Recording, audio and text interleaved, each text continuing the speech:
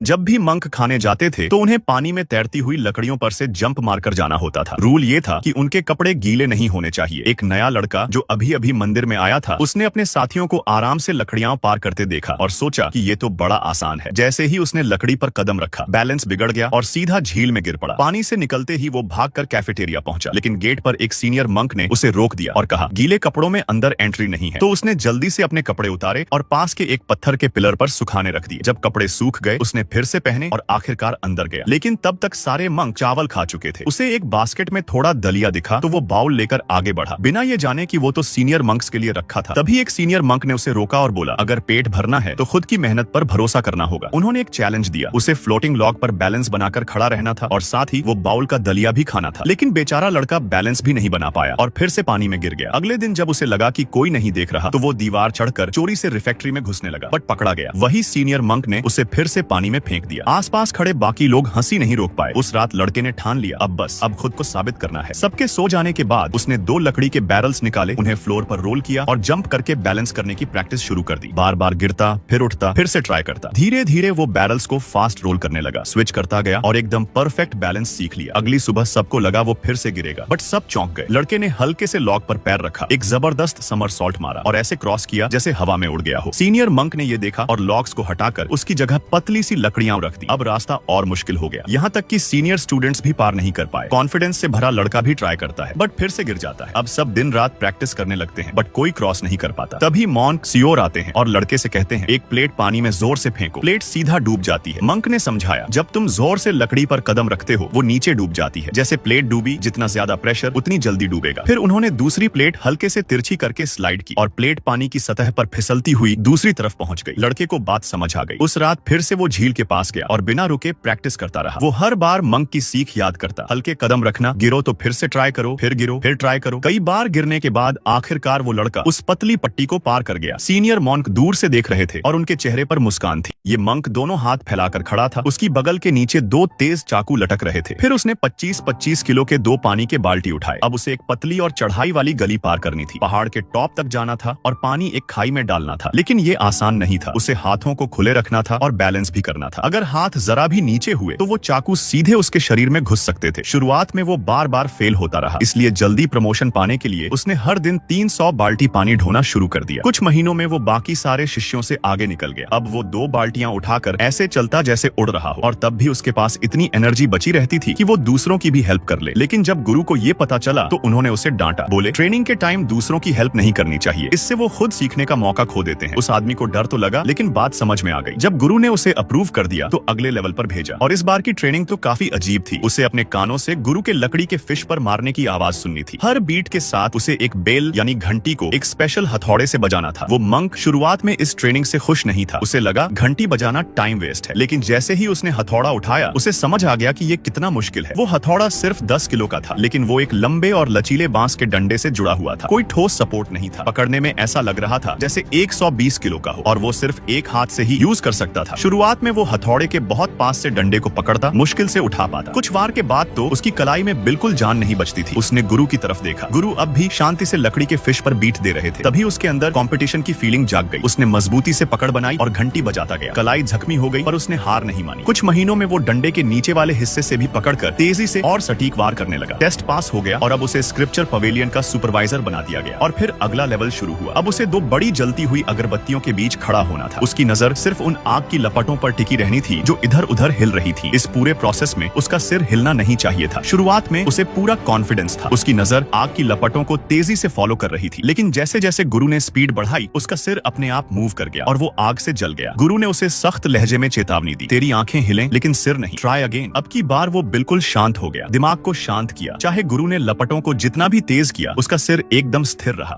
इस मंक ने लकड़ी की छड़ियों से सामने लगे गियर्स घुमाने शुरू किए। अगर छड़ी गलती से फंस जाती तो इतनी तेज स्पीड से घूमती लकड़ी उसके हाथ काट सकती थी। बहुत सारे लोग इस ट्रेनिंग में बार बार गलती कर बैठते, लेकिन ये मंक तो बिजली की स्पीड से हर गियर को बड़ी आसानी से घुमा रहा था। पहला टेस्ट उसने बिना पसीना बहाए पास कर लिया। मास्टर उसकी परफॉर्मेंस से बहुत खुश हुए। फिर आया अगला टेस्ट। एक भारी पत्थर को लकड़ी की छड़ी से खींचकर एक वाटर चैनल के दूसरी तरफ ले जाना था। उसे ये सब मजाक जैसा लगा, लेकिन सिर्फ ताकत से काम नहीं चलने वाला था। इसके बाद उसे लटके हुए सैंड बैग्स को छुरी से हटाना था। ये टेस्ट उसकी रिएक्शन स्पीड को चेक करने के लिए था। इस टेस्ट में भी वो गजब निकला। अब आई सीधी टक्कर मास्टर के साथ, स्टिक फाइट। अगर वो मास्टर को हरा देता तो उसे ग्रेजुएट माना जाता। उसकी छड़ी की स्किल्स देखकर मास्टर भी सीरियस हो गए। कई राउंड हुए लेकिन हर बार मास्टर हारते रहे। उसकी परफॉर्मेंस देखकर मास्टर महून ने उसे मंक्स का चीफ बनाने का फैसला कर लिया, लेकिन एक दूसरे सीनियर चीफ मंक ने ये बात मानने से इनकार कर दिया। उसने कहा कि जब तक वो आदमी उसे नहीं हरा देता तब तक वो उसे चीफ नहीं मानेगा। अब उसके पास कोई ऑप्शन नहीं था। उसने चैलेंज एक्सेप्ट कर लिया। उसने छड़ी मजबूती से पकड़ी और पहला अटैक किया, लेकिन वो चीफ मंक को छू तक नहीं पाया। चीफ ने पलटकर ऐसा काउंटर किया कि एक ही राउंड में उसे हरा दिया। फिर से उठा, फिर से अटैक किया, लेकिन रिजल्ट वही। चीफ ने उसकी छड़ी छीन ली। उसे हार माननी पड़ी। उस हार की वजह से अब वो और डेडिकेशन से ट्रेनिंग करने लगा। ट्रेनिंग के दौरान बस एक ही चीज उसके दिमाग में थी, चीफ मॉन्क की टेक्निक को कैसे काउंटर करना है। अगले दिन उसने फिर चैलेंज दिया, लेकिन इस बार भी स्ट्रेटजी फेल हो गई। वो फिर से चीफ मंक से हार गया। एक और हार के बाद गुस्से में वो बैम्बू फॉरेस्ट चला गया। वहां गलती से उसने एक बांस काटा, फिर एक और बांस काटा। तभी उसके दिमाग में एक आइडिया आया। उसने 3 बांसों को जोड़कर एक नई तरह की स्टिक बनाई। अगली सुबह उसने फिर से चैलेंज किया। इस बार गेम उसकी पकड़ में था। उसने आसानी से चीफ के सारे अटैक्स ब्लॉक कर दिए। जब उसने अपनी नई बांस की छड़ी से हमला किया तो चीफ के लिए उसे डिफेंड करना मुश्किल हो गया। फिर एक मौका देखकर उसने चीफ की तलवार गिरवा दी। जैसे ही चीफ झुके तलवार उठाने, उसने उन्हें जकड़ लिया। अब चीफ मोन्क को हार माननी पड़ी और उसने उसे नया चीफ स्वीकार कर लिया और उसी दिन से वो आदमी शाओलिन टेम्पल का हेड बन गया।